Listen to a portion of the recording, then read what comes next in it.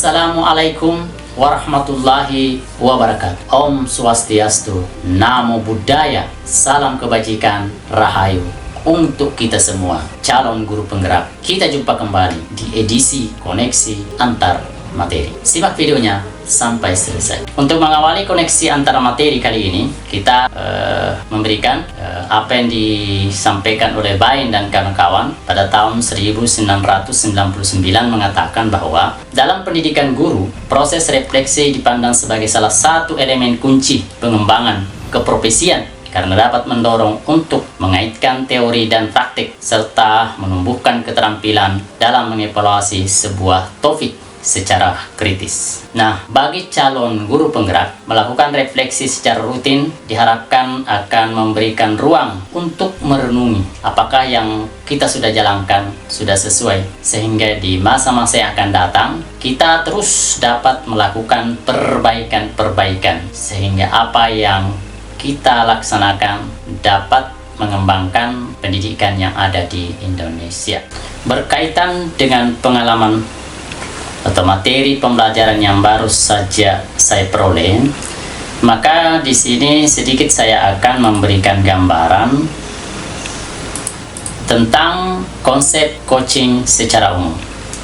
Coaching didefinisikan sebagai sebuah proses kolaborasi yang berfokus pada solusi, berorientasi pada hasil dan sistematis, di mana coach memfasilitasi peningkatan atas performa kerja, pengalaman hidup, pembelajaran diri, dan pertumbuhan pribadi dari coach. Ini menurut Ken pada tahun 1999. Kemudian Whitmore pada tahun 2003 mendefinisikan bahwa coaching sebagai kunci pembuka potensi seseorang untuk memaksimalkan kerjanya. Nah, di sini coaching adalah bagaimana membantu seseorang untuk belajar daripada mengajarinya. Jadi coaching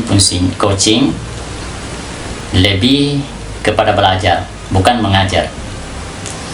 Nah, kita juga perlu tahu bahwa di sekolah kita sering mempraktekkan mentoring, konseling, fasilitasi, dan training. Nah, mari kita lihat perbedaan dari mentoring, konseling, fasilitasi, dan training. Kita lihat definisi mentoring. Menurut Storm pada tahun 2002 mendefinisikan sebagai suatu proses di mana seorang teman, guru, pelindung, atau pembimbing yang bijak dan penolong menggunakan pengalamannya untuk membantu seseorang dalam mengatasi kesulitan dan mencegah bahaya. Sedangkan Zahari pada tahun 2002 mengatakan, menjelaskan bahwa mentoring memindahkan pengetahuan tentang banyak hal, memfasilitasi perkembangan, mendorong pilihan yang bijak, dan membantu untuk membuat perubahan. Itu definisi mentoring. Kita lihat untuk definisi konseling. Menurut Gibson dan Michel pada tahun 2003 menyatakan bahwa konseling adalah hubungan bantuan antara konselor dan klien yang difokuskan pada pertumbuhan pribadi dan penyesuaian diri serta pemecahan masalah dan pengambilan keputusan. Sementara Roger pada tahun 1942 dalam tulisannya Henratmo dan kawan-kawan halaman 24 pada tahun 2003 menyatakan bahwa konseling merupakan rangkaian kontak atau hubungan secara langsung dengan individu yang tujuannya memberikan bantuan dalam merubah sikap dan tingkah lakunya. Kemudian kita lihat lagi definisi fasilitasi. Short pada tahun 1994 mendefinisikan bahwa fasilitasi sebagai sebuah proses di mana seseorang yang dapat diterima oleh seluruh anggota kelompok secara substantif berdiri netral dan tidak punya otoritas mengambil kebijakan, melakukan intervensi untuk membantu kelompok memperbaiki cara-cara mengidentifikasi dan menyelesaikan berbagai masalah, serta membuat keputusan agar bisa meningkatkan efektivitas kelompok itu. Dan yang terakhir, definisi training. Training menurut No Hallenbeck, Gerhard, dan Wright pada tahun 2003 merupakan suatu usaha yang terencana untuk memfasilitasi pembelajaran tentang pekerjaan yang berkaitan dengan pengetahuan, keahlian, dan perilaku oleh para pegawai. Nah, secara umum, kalau kita melihat tujuan daripada coaching, mentoring, konseling, fasilitasi, training, secara singkat saya bisa gambarkan sebagai berikut. Kalau coaching, tujuannya menuntun coach untuk menemukan ide baru atau cara untuk mengatasi tantangan yang dihadapi atau tujuan mencapai tujuan yang dikehendaki. Kalau mentoring, tujuannya adalah membagikan pengetahuan, keterampilan, dan pengalamannya untuk membantu mentor mengembangkan dirinya. Tujuan dari konseling sendiri biasanya dilakukan ketika ada masalah, emosi dan psikologis, fokus pada pembenahan masalah lalu, dan kadang melibatkan terapi dan pendekatan remedial. Tujuan dari fasilitasi adalah membantu memudahkan kelompoknya dalam mengidentifikasi dan memecahkan masalah, dan membuat keputusan untuk meningkatkan efektivitas kelompok itu. Dan yang terakhir, tujuan dari training adalah mengembangkan pengetahuan dan keterampilan trainer. Nah, kalau kita lihat dari mentoring, konseling, fasilitasi, dan training serta coaching itu, hubungannya adalah, kalau coaching, hubungannya adalah membangun kemitraan yang setara dengan coach sendiri yang mengambil keputusan. Coach sebenarnya hanya mengantarkan melalui mendengarkan aktif dan melontarkan pertanyaan coach lain yang membuat keputusan sendiri. Kalau hubungan yang berkaitan dengan mentoring, itu adalah hubungan antara seseorang yang berpengalaman dan yang kurang berpengalaman. Mentor langsung memberikan tips bagaimana menyelesaikan suatu masalah atau mencapai sesuatu. Sedangkan kalau kita lihat hubungan untuk konseling, hubungan antara seseorang ahli dan seseorang yang membutuhkan bantuannya, konselor bisa saja langsung memberi solusi. Sedangkan untuk fasilitasi, hubungan seseorang yang berada di luar kelompok dengan satu kelompok yang difasilitasinya. Fasilitator membantu mengefektivitaskan kelompok tersebut.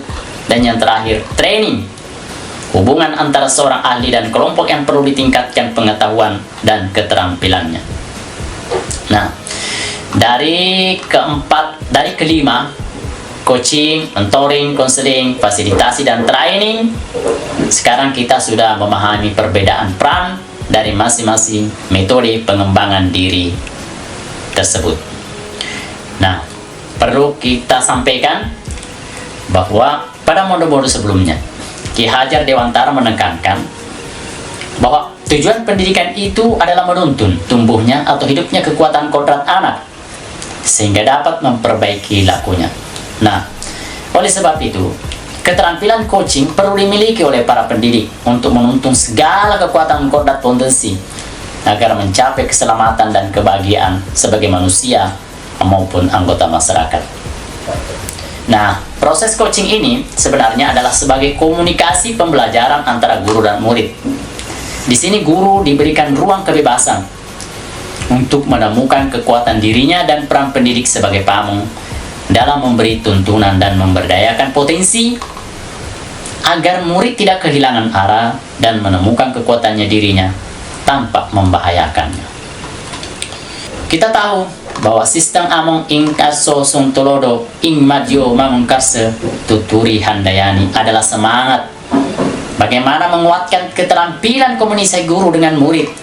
Ingat, dengan menggunakan coaching. Sehingga Tuturi Handayani menjadi kekuatan dalam pendekatan proses coaching dengan memberdayakan semua kekuatan diri pada murid. Paradigma berpikir dan prinsip coaching. Dalam paradigma berpikir coaching terlebih dahulu kita perlihatkan bahwa ada beberapa paradigma berkaitan dengan coaching. Yang pertama adalah fokus pada coach aturkan yang akan dikembangkan. Jadi paradigma yang pertama adalah kita fokus pada coach, aturkan sejawat yang akan kita kembangkan. Itu yang pertama. Jadi fokus pada coach. Pada saat kita mengembangkan kompetensi rekan sejawat, kita memusatkan perhatian kita pada rekan yang akan kita kembangkan. Itu adalah paradigma yang pertama. Sedangkan paradigma yang kedua adalah bersikap terbuka dan ingin tahu. Di sini kita berpikir adalah bagaimana kita bersifat terbuka dan ingin tahu. Kita perlu berpikiran terbuka terhadap pemikiran-pemikiran rekan sejawat yang kita kembangkan. Kita tidak boleh menghakimi atau melabel. Kita menerima pemikiran orang lain dengan tenang dan tidak menjadi emosional. Dan yang ketiga adalah tetap menunjukkan rasa ingin tahu yang benar terhadap apa yang mereka membuat orang lain memiliki pemikiran tertentu. Kemudian paradigma yang ketiga adalah memiliki kesadaran diri yang kuat. Nah, di sini coaching yang ketiga adalah paradigma berpikir coach yang ketiga adalah memiliki kesadaran diri yang kuat. Yang dimaksud adalah kita meminta untuk bisa menangkap adanya perubahan yang terjadi selama pembicaraan dengan rekan sejawat. Kita mampu menangkap adanya emosi atau energi yang timbul dan mempengaruhi percakapan baik dari dalam diri sendiri maupun dari rekan kita. Kemudian yang terakhir adalah mampu melihat peluang baru dan masa depan. Paradigma ini adalah bagaimana kita mampu melihat peluang baru dan masa depan.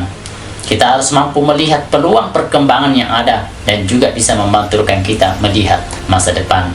Coaching mendorong seseorang untuk fokus pada masa depan. Karena apapun situasinya saat ini, yang masih bisa diubah adalah masa depan. Nah, di sini pada paradigma keempat bisa kita ajukan beberapa pertanyaan. Misalnya tadi Bapak Ibu sudah ceritakan situasi Bapak saat ini. Lantas situasi ideal apa yang Bapak inginkan di masa depan? Itu pertanyaan yang bisa kita ajukan.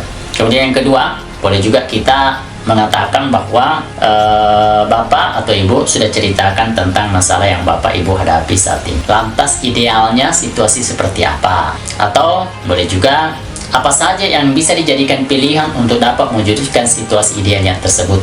Kemudian ada juga pertanyaan, ada peluang apa saja yang dimiliki? Atau apa yang perlu dilakukan untuk dapat memiliki peluang-peluang baru? Nah, prinsip coaching sebenarnya adalah yang pertama kemitraan. Ya, coach, posisi coach terhadap coachnya adalah mitra ya, berarti setara, tidak ada yang lebih tinggi maupun yang lebih rendah. Itu adalah prinsip coaching. Kemudian prinsip coaching yang kedua adalah proses kreatif. Nah, ini proses coaching ini adalah mengantarkan seseorang dari situasi dia saat ini ke situasi ideal yang diinginkan di masa depan. Hal ini terjadi di dua arah, memicu proses berpikir coach, memetakan dan menggali situasi coach untuk menghasilkan ide-ide baru. Kemudian prinsip yang ketiga adalah memaksimalkan potensi. Nah, untuk memaksimalkan potensi ini adalah untuk memberdayakan rekan sejawat. Nah, misalnya boleh kita ajukan pertanyaan seperti, jadi apa yang Bapak Ibu lakukan setelah sesi ini dari alternatif tadi? Atau boleh juga kita mengatakan kapan Ibu akan melakukannya? Atau boleh juga kita mengajukan pertanyaan, bagaimana Bapak Ibu memastikan ini bisa berjalan? Atau boleh juga kita mengajukan pertanyaan, siapa yang perlu diminta dukungan? Itulah prinsip-prinsip coaching. Nah, sekarang bagaimana prinsip dan paradigma berpikir coaching dalam supervisi akademik? Kita lihat. Yang pertama adalah kita harus mengetahui dulu apa semua kompetisi inti seorang dalam proses coaching. Yang pertama adalah kehadiran penuh atau presence. Jadi di sini kehadiran penuh yang dimaksud adalah coach harus hadir utuh bagi coaching, atau di dalam coaching disebut sebagai coaching presence, sehingga badan, pikiran, hati selaras saat sedang melakukan percakapan coaching. Kehadiran penuh ini sangat diperlukan supaya membantu memunculkan paradigma berpikir dan kompetensi lain saat melakukan percakapan coaching. Kemudian kompetensi berikutnya adalah mendengarkan aktif. Salah satu keterampilan utama dalam coaching adalah keterampilan mendengarkan dengan aktif, atau sering kita sebut dengan menyimak. Jadi seorang coach yang baik akan mendengarkan lebih banyak dan lebih sedikit berbicara. Kemudian yang terakhir adalah mengajukan pertanyaan berbobot. Nah, pada proses coaching, keterampilan kuncinya selain yang kedua di atas adalah mengajukan pertanyaan dengan tujuan tertentu atau pertanyaan berbobot. Seperti ciri-cirinya sebagai berikut. Hasil mendengarkan aktif menggunakan kata kunci yang didapat dari mendengarkan. Nah, bagaimana kiat-kiat yang dapat kita gunakan untuk mendapatkan pertanyaan berbobot? Pertama, kita harus merangkum pernyataan-pernyataan coach dari hasil mendengarkan aktif. Kemudian, menggunakan kata apa, bagaimana, seberapa, kapan, dan di mana dalam bentuk pertanyaan terbuka. Kemudian yang ketiga, menghindari penggunaan kata tanya mengapa karena bisa terasa ada judgment. Ganti kata mengapa dengan apa sebabnya atau apa yang membuat.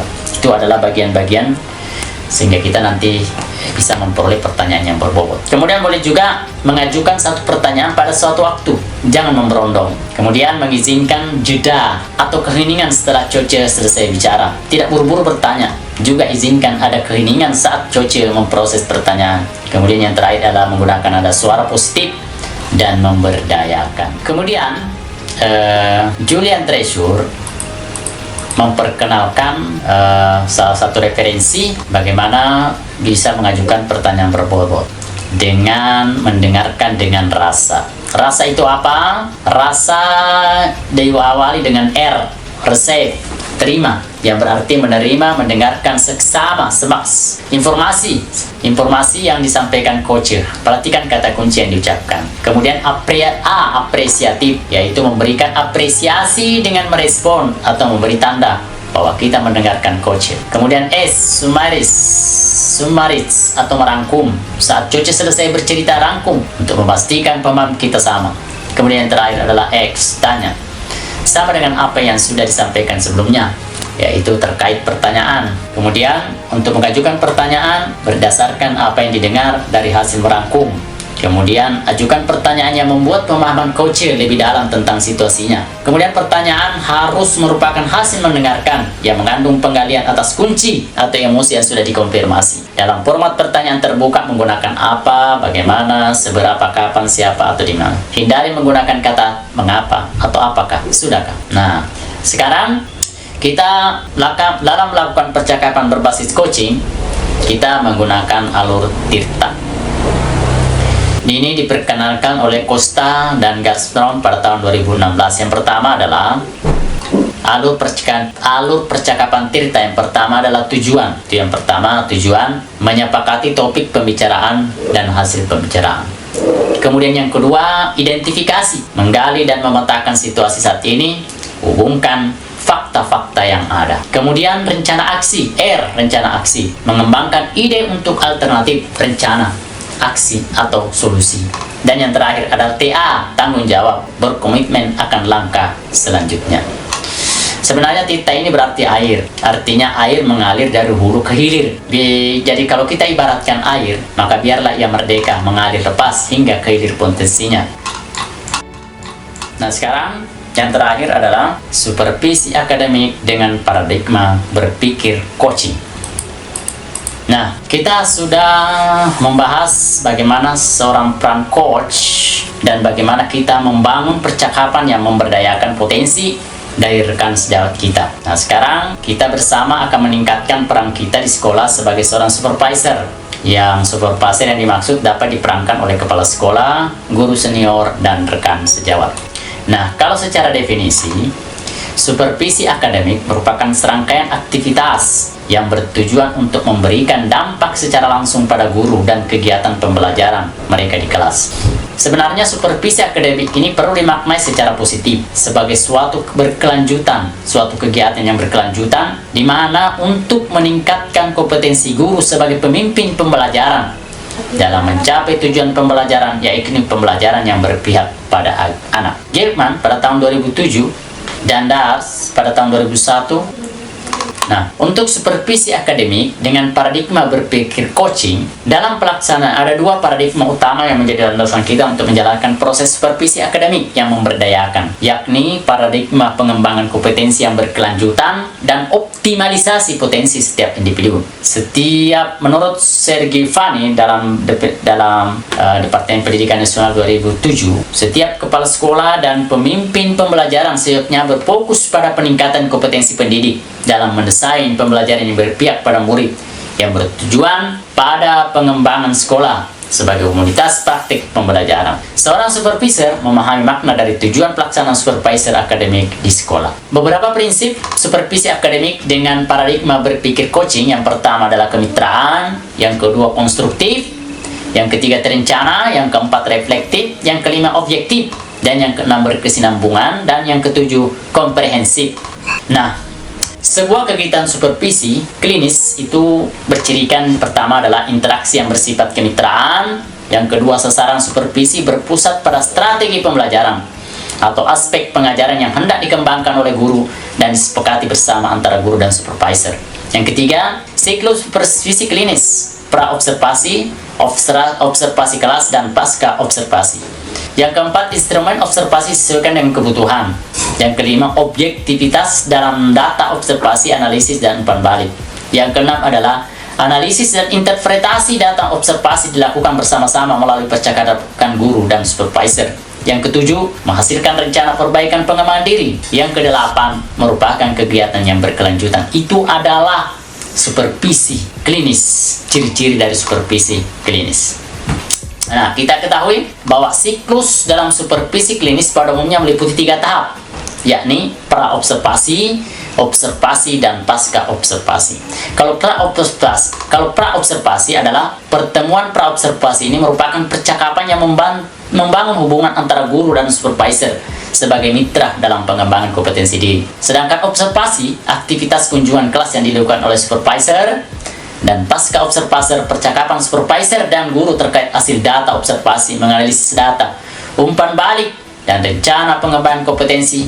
Proses percakapan bersifat reflektif dan bertujuan perbaikan ke depan. Dari materi-materi yang sudah disajikan, yang pertama, emosi-emosi yang dirasakan terkait pengalaman belajar sangat luar biasa, karena dalam proses coaching kita sebagai coach harus mempunyai kemitraan dengan rekan sejawat sehingga proses coaching dapat berjalan dengan sebaik-baiknya. Nah, dalam proses belajar kita harus terkaitkan bagaimana keterlibatan kita dalam proses belajar yang ada kaitannya dengan coaching. Coach kita sebagai guru dan murid sebagai coach.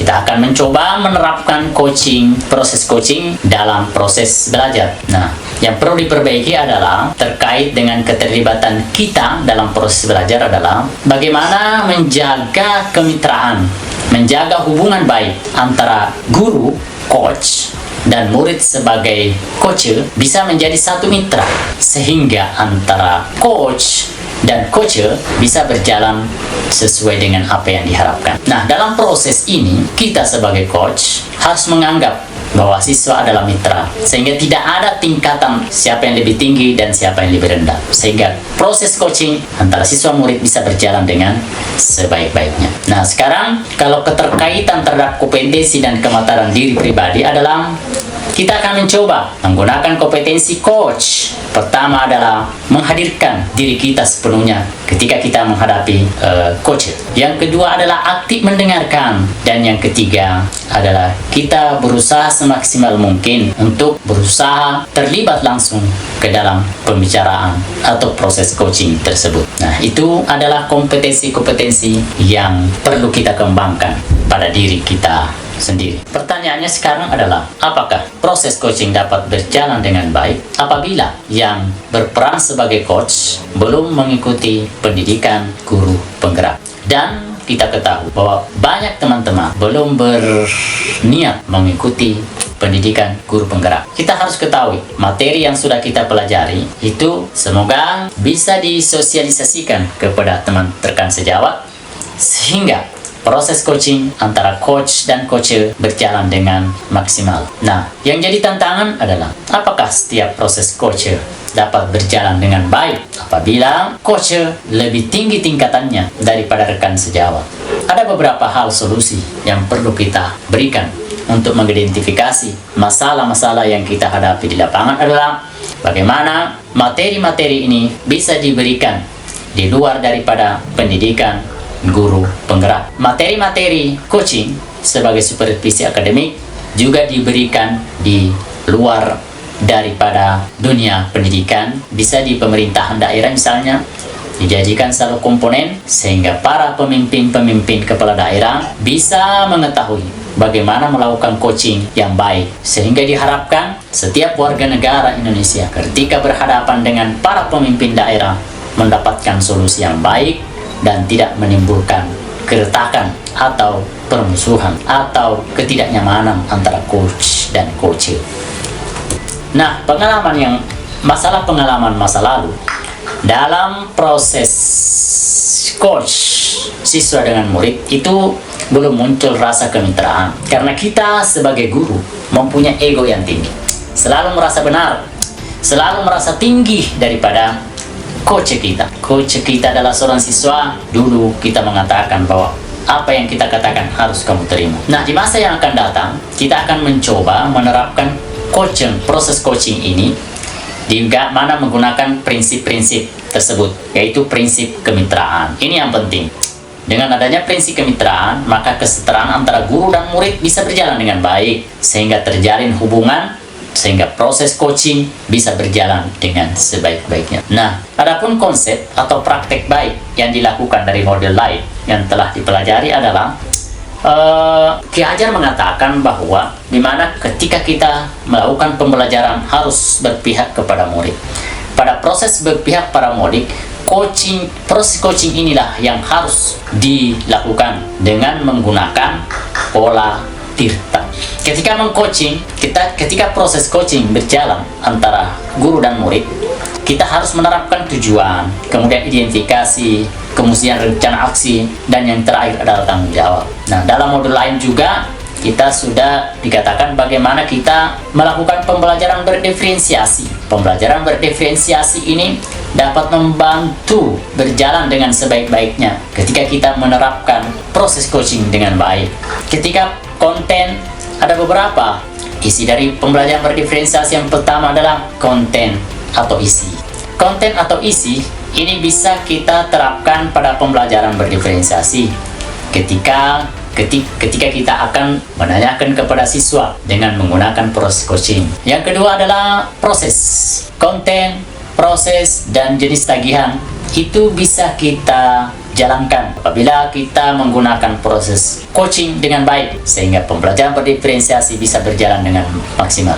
Nah, adapun informasi-informasi yang kita dapatkan dari orang atau sumber lain itu adalah bagaimana menanamkan secara pribadi bahwa perbedaan, baik itu suku, agama, dan ras, untuk tetap bersatu di bawah naungan kebinekaan Tunggal Ika. Jadi, informasi-informasi ini sebenarnya sudah kita dapatkan dari luar, di mana kita ingin menghindari perbedaan di antara masyarakat kita, karena proses coaching yang baik itu bisa memberikan hasil yang maksimal, damai di negeri Indonesia ini. Jadi proses coaching sebenarnya sudah kita dapatkan sebelumnya dari sumber-sumber lain, baik dari media massa, melalui televisi, audiovisual, dan sebagainya, di mana setiap melakukan hubungan dengan baik antara warga masyarakat untuk menjaga keutuhan, persatuan, dan kesatuan. Demikianlah koneksi antara materi kali ini. Semoga bermanfaat. Saya akhiri. Assalamualaikum warahmatullahi wabarakatuh. Salam Guru.